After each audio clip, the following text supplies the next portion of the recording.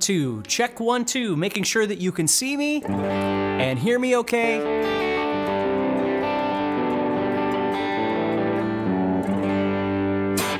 All right, cool. Okay, just let me know as you come in, say hello, and let me know where you're from. Again, I appreciate everybody taking time out to be here. This is awesome. If you joined me yesterday, okay, yesterday what we were doing was we were talking about all of the notes on the guitar. And what we're doing this entire week is we're talking about music theory and practical music theory that you can use.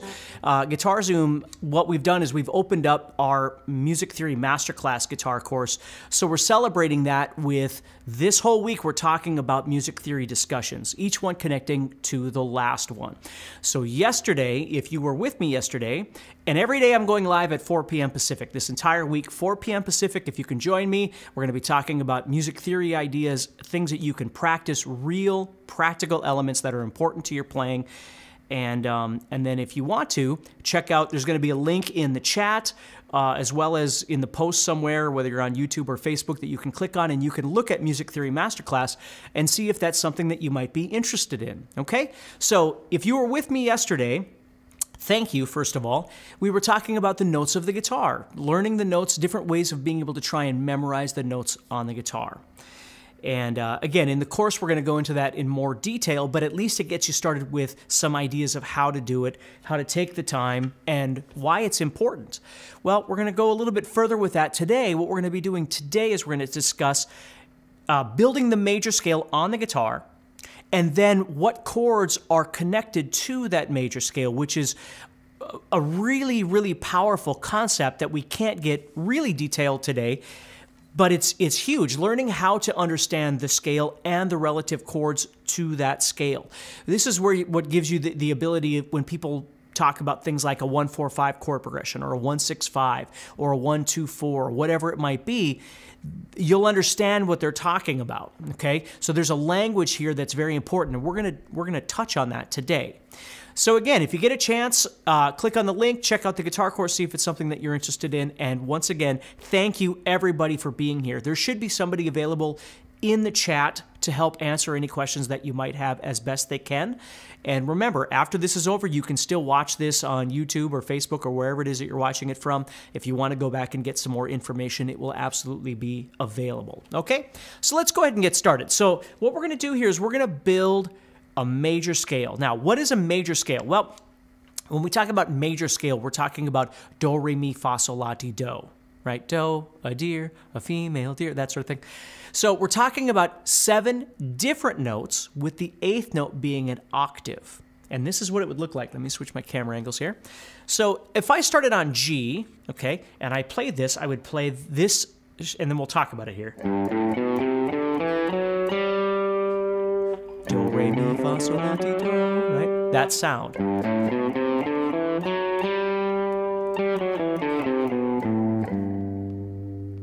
So what I'm doing here in this particular key, which is the key of G, I'm starting on G, and I'm ending on G.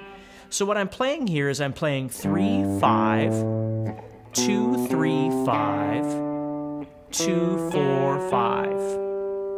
Now let's talk about the notes. I'm playing G, A, B, C, D, E, F sharp, and G. Okay. Now we can name these notes. Okay. 1, 2, 3, 4, 5, 6, 7, 1, or 8, but I'm going to call that 1, okay, because it's starting all over again, 1 octave higher. Okay. But there's also another name for these, which we call intervals, okay? Distances from the first note, which is G. We call that first note a root, okay? It's the starting point from which everything else is measured. So if we look at the distance from the first note to the second note, that's called a whole step in guitar. A half step is just 1 fret. A whole step is 2 frets, okay? But there's a theoretical term for that. We call that a major second. Now again, don't get all worried about the terms. I just want to give you this information. And of course, in the guitar course, we're going to study this much further, but that's what it would be called. So the distance from the first note to the second note in the major scale is called a major second. Okay, let me switch back here. Now if we go to the next note, this note right here, the distance from this note, the root, to this note is called a major third. So we have the root, the major second, the major third, and then the next note of the scale, that note right there, is called a perfect fourth. The distance from the root to this note is called a perfect fourth. The next note, that note right there, that's called a perfect fifth. And if you've ever played a power chord before, that's what you're playing. That's why they call those, if you've ever seen it written, it's called like G5 and A5 and things like that, is because you're playing the root and the fifth, the perfect fifth. So they call it a 5. Like this would be written as a G5 or an A5 or a B5. And again, G, A, B, we learned that last week, right? So we have the notes G, A, B, C, D, root, major second, major third, perfect fourth, perfect fifth. Keep going here, we get to this note. This is called a major sixth. That's called a major seventh. And that's the octave. So, in music theory, there's a few things going on here. Obviously, there's distances or intervals that are happening in between these. And with those distances or intervals, it defines the way the scale sounds. When I play this scale with those intervals, it sounds like the major scale, do, re, mi, fa, sol, la, ti, do. If I change those intervals at all, the scale's going to sound vastly different, and it's going to become something else, which is another discussion that we'll get into on Thursday, okay? But for now, let's just understand that. So that's what we're dealing with, and you can use that information however you like. I'm not trying to be overwhelming. I just want to meet everybody where they are in their guitar journey. So if you're going, I've never heard of intervals before, it's okay. Okay, let's just study the major scale itself and work on that. If you're working on intervals, now you know what those are. And of course, in the guitar course, we're going to go much deeper into this to understand what all this is and why we're learning it. Okay? So let's go back to that for a second. So we have our G major scale.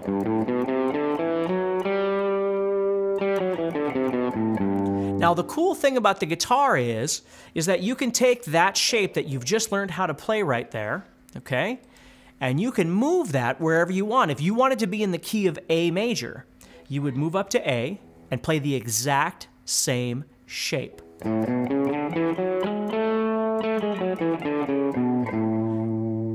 Because it's the intervals or distances that make the major scale sound like it does. Root, major third, or excuse me, major second, major third, perfect fourth, perfect fifth, major sixth, major seventh, and then the root. Okay? So that's why that works, and it's pretty cool because the guitar is laid out the way it is, so no matter where we go, if we want to go up to C major, we go up to C, because again, we learned that yesterday, that this is where C would be. Or D.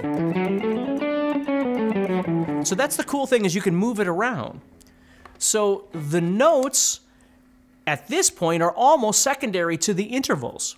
Because as long as we understand the intervals, we're going to play that scale properly. Okay? Now, of course, we want to know what the notes are as well. But it's just understanding how that works. So now what I want to do is I want to take that scale and I want to lay it out just a little bit different for you on the fretboard so you can see how chords are connected to these notes as well.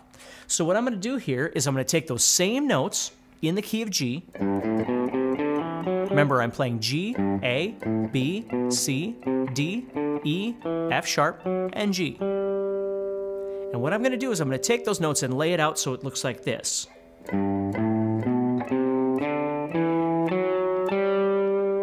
So notice how I'm playing the same notes, but it looks different on the guitar.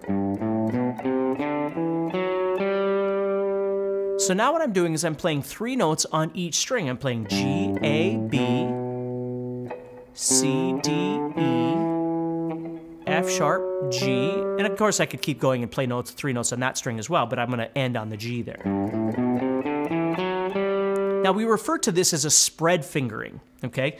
It's a little bit harder to play if you've never done this before. It's not better or worse than playing it this way, it's just a different way, okay? So if I learn where my notes are on the guitar, like we talked about yesterday, as long as I can find the note G somewhere, I can play the G major scale. See that? Pretty cool, huh? So anywhere we find that,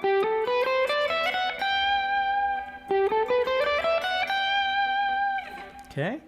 Now again, I'm not trying to get ahead of anything. I just want you to understand that that's the great thing about being able to see these intervals and that scale, is that no matter where you go, if you know where there's a G or an A or a D or whatever it is that you're looking for, you can find that major scale off of that. Okay? So you can see why yesterday's discussion about the notes on the guitar become important. Now, they're more important than just that, but that's certainly one very, very, very big reason. So, all right, let's keep going here. So now I've got G, A, B, C, D, E, F sharp, G. I'm going to make one more little conversion just to set up our discussion here, so I don't keep you around here all day. I know you've got stuff you got to get to. So I've got G, A, B, C, D, E. I'm going to move F sharp right here, and then G right here.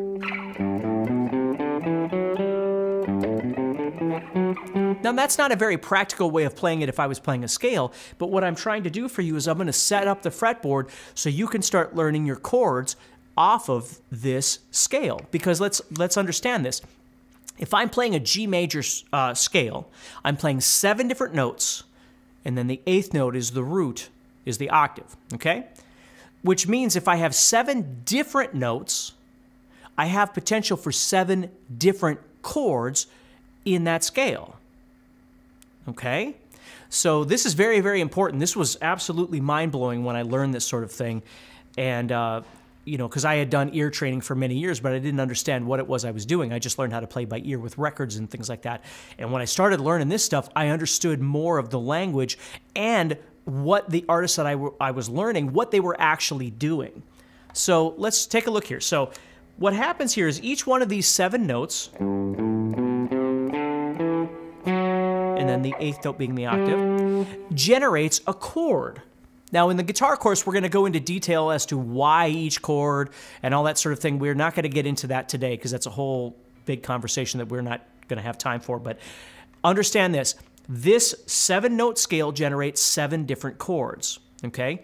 So the first note, G, generates a G major chord, which makes sense because we're playing in the key of G major, so the first chord is G major. The first note is G, the first chord is G major, okay? So just let that sink in if it needs to, right? If you're in the key of D major, the first note is D. The first chord would be D major. It wouldn't be D minor because you're in D major, right? Okay? D minor is a whole other thing.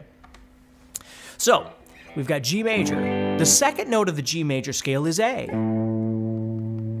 The second chord in the G major scale is A minor. Now, I'm going to roll through these, and then I'm going to talk to you about this, because I might get done and you might go, oh, I didn't really understand that. And I'm going to explain it to you, okay? So we have G major, G, second note is A, we get A minor. The third chord, G, A, B, right? The third note is B. The third chord is B minor. And of course, I'm playing these as bar chords because it makes logical sense because I'm playing off of each one of these notes. So if you don't know bar chords, this is going to be a little bit harder for you. So hopefully you have at least a little experience with bar chords. So I'm playing G major, A minor, B minor. Now we have C, D, and E. So let's go to those notes. So we have 1, 2, 3, 4. So C is our fourth note. Our fourth chord is major. Our fifth note is D, that's also major. Our sixth note is E, that's going to be minor. Now, before I move on to the seventh, let me stop there and explain to you very simply what's happening, because again, there's a shortcut for everything. I have played the notes G, A, B, C, D, and E of the G major scale. Of those 6 chords, we get 6 different chords. Of those 6 notes, let me rephrase that in case I said that wrong. Of those 6 notes of the G major scale, all 6 of those generate a chord. So we have 6 chords. Now here's the cool thing. Because the G major scale has the same intervals, no matter what key we are in, right? We just talked about that. Root, major third, major second, major third, perfect fourth, perfect fifth, and so on, because that construct is the same every time for a major scale. It's how we get do, re, mi, fa, sol, la, ti, do to sound like do, re, mi, fa, sol, la, ti, do. As I showed you earlier, if I change those intervals, it doesn't sound like do, re, mi, fa, sol, la, ti, do anymore, right?